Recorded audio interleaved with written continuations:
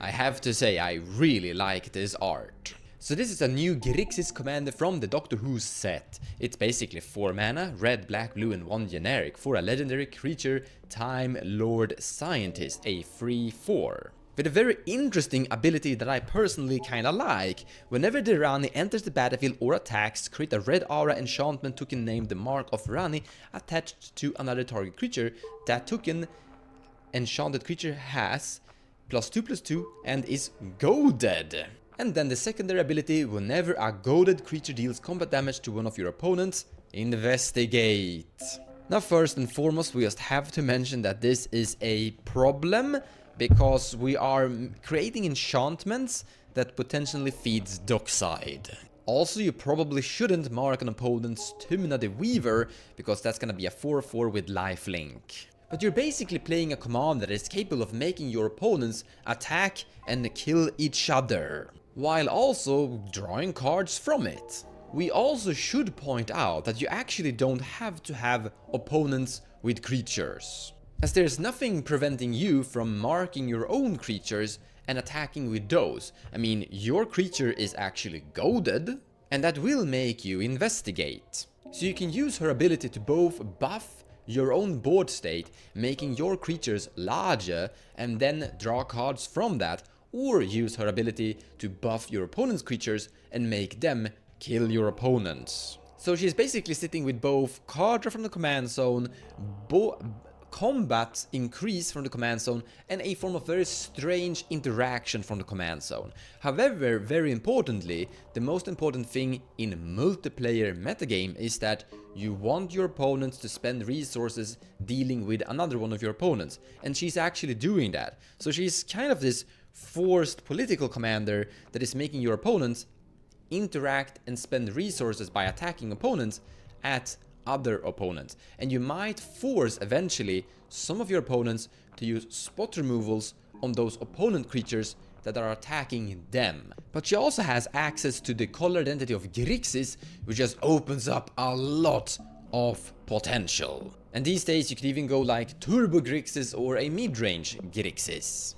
Now, as always, link in the description below of the video. However, this time we have 2 links in the description below of the video. One that is gonna be the Rani Turbo Grix, and the other the Rani Midrange Necro. But I think I need to explain that. So what we have here are statistics from Adna's performance from various decks entering with it into various tournaments. Looking at various different Grixis commander color identities, basically Blue Farm, that actually includes white, but it's still kinda Grix, Malcolm Frasius, Ikra Krom, Kess, Inala, you get the picture. We have a total of 603 different decks, and 576 of those have had Adnos in them. And here you can see that Adnos is kind of performing quite well. You can also actually see that Grixis in general is actually performing quite well.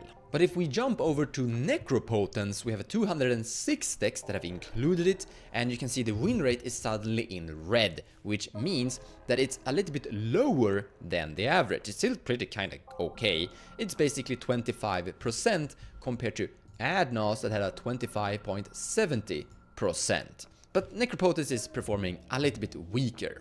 And when we look at this, for example, Adnos and Necropotence together, now we're only looking at decks that are including both. We're seeing that, yeah, it's basically 25.05, so it's not terrible, but maybe we can climb higher. You see, I want to play this creature-focused Grixis that can put a lot of Mark of Rani on them, like Opposition Agent, currently performing really well inside this. Basically sitting on a win rate of 25.45. Orcish Bowmaster is performing really good, 25.93. Daffy Voidwalker is actually performing a little bit weaker, 23.92. So basically a 24% average win rate from 223 decks including Daffy Voidwalker. But if we look at this, the combination of Adnos, Daffy, Oppo, Orcish, we're getting a 23.58 average win rate from decks, 107 decks, an inclusion rate of 17.7% that have included all 4, it seems that the suggestion is that you shouldn't play this kind of style. And this is why I showcased it in the beginning. You have turbo and you have a kind of mid-range. So if you're going for like an odd-nos turbo grixis combo fast strategy, maybe you shouldn't include all three. I also want to showcase this. Now the sample size is very low, we only have 23 decks that have included both Adnos and Talion the Kindly Lord. They doesn't seem to fit together, also a very low inclusion rate. I should point out that Talion is a kind of a new creature and haven't had the chance to showcase its performing that much yet, so take this statistics you're currently seeing with a grain of salt. But still, I can actually see why Adnos and Talion and all these mid-range creatures wouldn't work well together, because this seems just gonna make your Adnos perform weaker. Therefore, the Necropotence choice seems like a good idea for a mid-range concept, because we don't longer care about the expensive creatures. We can have a 6 or 7 CMC creature inside your deck, and it's not really going to impact your Necropotence. Of course, you need to have the key cards to make your Necropotence actually work too, but you're getting the picture. We're seeing here a pretty good result though. So we have 72 decks, an inclusion rate of 11.9%, basically 12%, including all three Born Upon a Wind, Final Fortune and Necropotence, and we're getting a very impressive 26.3 average win rate. We can climb higher and ask the question, what if we also demand that we include Emergency Zone? And you can see here that inclusion rate is very small, basically 9 decks from 600, so the result is not statistically significant, and the win rate is not that impressive. And I can see why. Emergency Zone taps for colorless, and we're playing 3 colors, so it's kind of tricky to include this colorless land, as we're already probably gonna include Ancient Tomb. And in general, the land count is around 27, so yeah, I can see that Emergency Zone might be tricky when you're playing 3 colors that also actually demand a lot of color fixing. I mean, look at this, triple black, triple red. So going back to this mid-range Necro, if we scroll down, we have some pretty cool cards. We have Braids. I mean, we're creating clues. We can sit and sacrifice our clues with Braids. That's kind of interesting. I'm playing all Daffy Voidworker, Orcish Bowmaster and Opposition Agent, Talion and Ursa. The reason I'm including Ursa is because he's creating a very big punching creature, but it can also make our clues actually tap for mana, which is great. Which means you can tap clues to sacrifice clues, or you can tap clues to activate Ursa. We have Fairy Mastermind that is sitting with a very impressive win rate. It has flying and flash, which means you can, if you're not cracking any of your clues, if someone is casting a wheel, you can cast Fairy Mastermind in instant speed. That's great. But flying is great because it flies over blockers, which means that your clues generate, marking this is great because it will be able to attack quite oftenly. It becomes a 4/3, and it has a 27.52 average win rate from 109 decks including it. However, we are actually going to cut Dragon's Rage Channeler. Looking at its individual performance, not that good. The also inclusion rate is quite low, or well, it's actually quite high to actually say that the sample size is quite significant, but when you have an inclusion rate of 8.1% among 600 decks, that's saying something. People don't like it. It is sitting on an average win rate of 22.61. So even if this mid-range deck, it's a nah. The reason why you often play Dragon's Rage Channeler is because with Underworld Breach, it's a good combination. You're fueling your graveyard, but as you can see here, the results and statistics are speaking for themselves. So remove this. I'm gonna leave in Gamble because I think that Gamble is a pretty amazing card once you've resolved a huge Necropotence. I don't personally like a Gamble, but Gamble is a pretty good card, so it sticks around. Yesca's Will, we are trying to play this mid-range deck, so even though the commander is quite expensive for mana, we are looking to have like a consistent commander in play. Mnemonic Betrayal have been performing great in general in most situations that I've looked at it. A very high inclusion rate of 78.6 decks have played it. you're seeing a 25.88 average win rate. Pretty clean. Looks good. I'm happy. Princess Grasp also quite expensive, but a okay tutor for a mid-range deck. Not that much to say about the instants, they are quite core, we talked about a few of them. Rituals, Final Fortune, counterspells, you know the trick. But in artifacts we have two cards here that we really have to mention. So I'm being a little bit experimental with Time Sieve. I don't really have that much statistics with grixes and Time Sieve. Now, in theory, you can go infinite if you have 5 creatures you control with the Mark of Rani, which is gonna be enormous time-consuming thing to actually accumulate, but eventually you could get there in theory, and then you go infinite turns as you're creating 5 clues by attacking with 5 goaded creatures. However, you don't need to go infinite for this to be great. You see, Time Sieve and Necropotence are also a great effect. And in playtesting, I created a lot of clues. Sitting there and cracking clues could be quite expensive, so you can sacrifice some of your own mana rocks, potentially, depending on like you don't need to have too much mana, etc. And you can sacrifice the Time Sieve itself as well.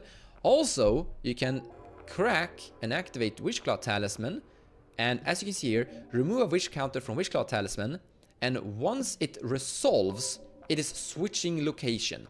It is not part of the cost on activating Witchclaw Talisman to send it away, so you can activate Witchclaw Talisman and then use Time Sieve to crack Witchclaw Talisman. But Time Sieve is basically an experiment, you can cut it from your deck if you don't believe it's gonna work out. But Conqueror's Flail. The card you're usually playing in Conqueror's Flail's position is Defense Grid, an inclusion rate of 31.8%, so a lot of decks are actually playing it, 192 to be exact, and it's sitting on a 26.07 average win rate. So it seems to be performing quite good. However, Conqueror's Flail, now the sample size is much lower because fewer decks are playing it, only 40, an inclusion rate of 6.6 decks, but the win rate is 26.34, which is a little bit higher. And in a mid-range deck, Conqueror's Flails makes more sense in my opinion, because we are usually passing turn and you don't want to pass turn with a defense grid in play. You never want to do that. But we're also combat focused, so yeah, this makes more sense. Like putting this on the Rani will give the Rani +3/+3. I did mention that we're playing the One Ring, it's a great card, play it, perfect mid-range card. And the land count is 27, with Ursa Saga and Ancient Tomb that taps for, and yeah, Gemstone Caverns sometimes too, that taps for colorless. But if you look down there, you see that we have only 95 cards so far, so we need to add 5 more cards. But let's talk about some cards we should avoid. Gilded Drake is currently not performing that well. This is honestly something you could include, like 24.12 from Grim Hireling, not that bad, I wouldn't frown upon having it. Actually, I think I'm gonna have it in play in my deck actually when I think about it, because Grim Hireling and Time Sieve, that's pretty amazing. That's actually something of a 2-card combo. Let's just add that instantly. Displacer Kitten and Dockside in theory is kinda cool. And well, you can flicker the Rani to mark more creatures, but honestly it's a big nah on this one. It is also not performing that good at all. You might be looking towards a Ledger Shredder for some flying that's gonna fly over and attack with the Mark of Rani. It becomes pretty big on itself, so that combat, it has that potential, and you're drawing and discarding cards. However, as you can see, the win rate from an inclusion rate of 15%, basically 91 decks have tested it, it's sitting on a 19.47. And I've looked at other various statistics.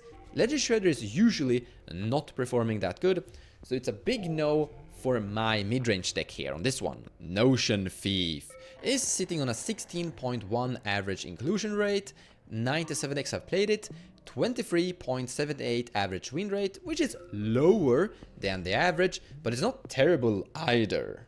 And wheels are still kinda popular inside this format, and Rhystic Stud is very popular inside this format. So we are going to add the thing, even though it's a little bit maybe off. But once again, CMC here does not matter, because Necropotence will go through them anyways. Spell Seeker. Now we have a 10% inclusion rate from 62 decks, average win rate 22.06. So, nah, it's not terrible. I think that the verdict is we have access to black, so we have better tutors. We don't need this. This doesn't really find the Necropotence. It's finding Demonic Consultation and Tainted Pact. It's a creature, so you could buff it with Mark of Rani, making it into a 3/3 that's gonna draw cards for you.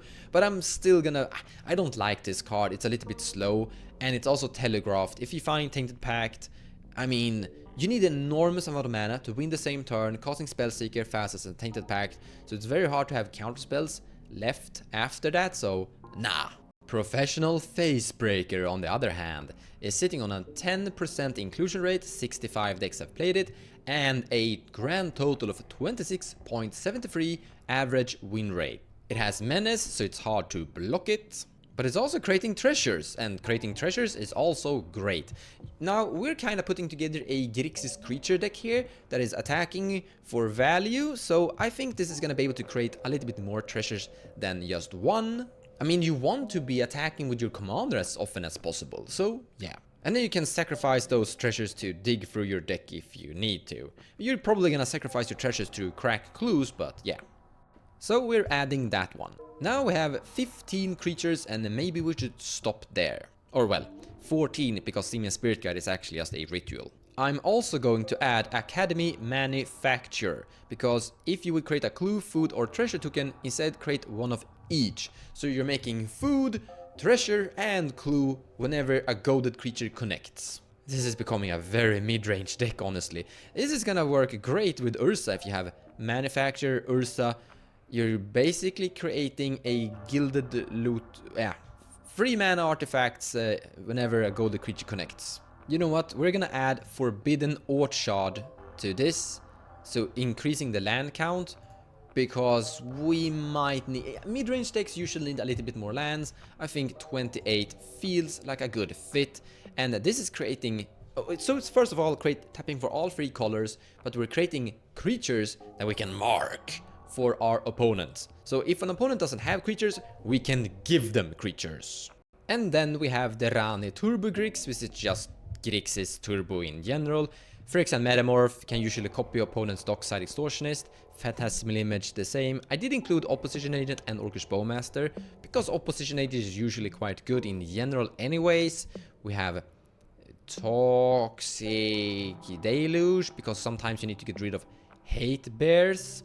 Warrior's Oath and Last Chance, because we're more focused on Turbo. Reanimate to steal cool like Docksides that you've sacrificed because you chunk block, or opponents chunk block the Mark of Rani creatures with their Docksides, and eventually Docksides die. You can steal a Dockside from a graveyard. Adnos, One Upon a Wind, Final Fortune, yes, still good. More counterspells and rituals in general. Dress Down to turn off all Hate Bears, and this time 26 lands instead. I have to say, I kind of really like her. I think Goaded is a very cool mechanic, and I've actually already played a game with her. Link in the description below of the video if you want to see a cool match with me piloting the Rani. And I actually have an experience saying that you actually make quite a lot of clues if the game just goes a little bit too long. And 2 mana to draw a card is quite okay. I hope you enjoyed the video, and thank you so much for watching.